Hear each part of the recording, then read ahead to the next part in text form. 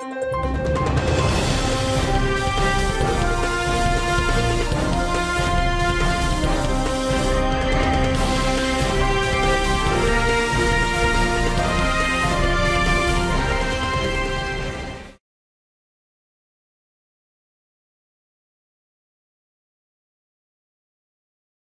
cette pandémie, en cette période de pandémie, qu'il a arrêté celui qui l'a gagné.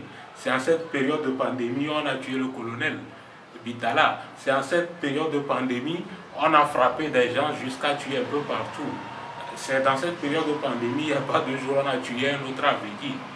Ça veut dire que la pandémie, elle est là, mais la vie, elle continue. La vie ne va pas s'arrêter juste au nom de la pandémie. Il faudra qu'on vive. Et il faudra faire de bons choix. On a perdu tellement de temps. Avec fort 15 ans, ça a été de perdu.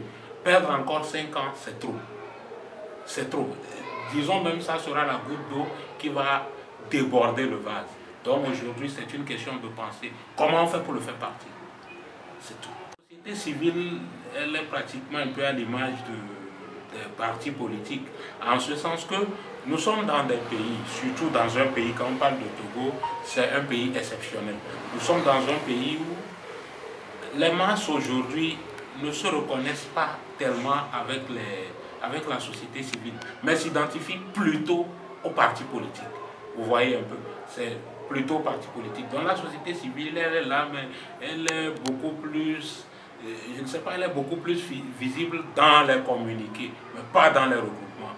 Et il y a aussi des leaders de la société civile qui veulent travailler à peu près, être un peu comme des béquilles de certains leaders politiques. Et c'est ça aussi, là où le bas blesse. Il faut que les gens comprennent qu'on est société civile, on est société civile. On dit les choses telles qu'elles sont. C'est ce qu'il y a. On avait des élections et la meilleure des choses était qu'il faut que Faure parte. Et pour que Faure parte, on sait que c'est une dictature, elle va truquer les élections. Parce qu'elle va truquer des élections, il faut une soudure pour aller contre Faure au cas où il osait le faire. Mais les candidatures sont posées un peu partout et la société civile, surtout dans laquelle vous savez nous étions, a laissé faire. En disant, bon, on va essayer de voir et quelles sont les stratégies communes, tout sauf Faure. Non, c'est niet. Il fallait juste suivre le prélat, c'est tout.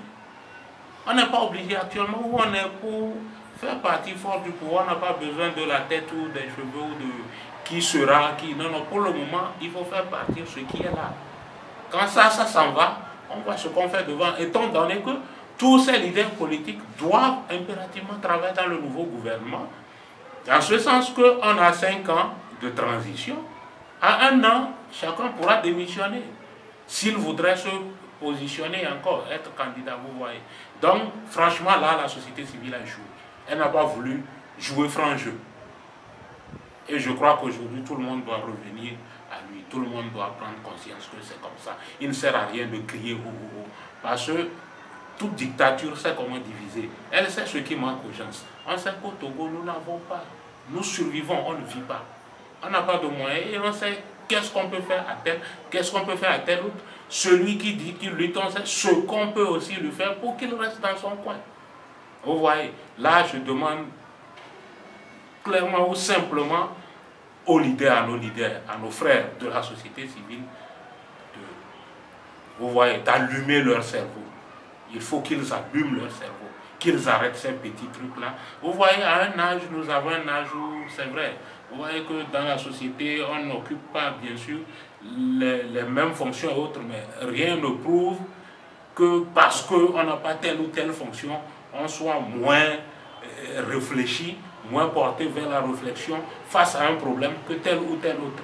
C'est juste par respect, on est ensemble, on vit, mais quand il y a des choses, il faut que les gens aient le courage de le dire. Aujourd'hui, Faure doit quitter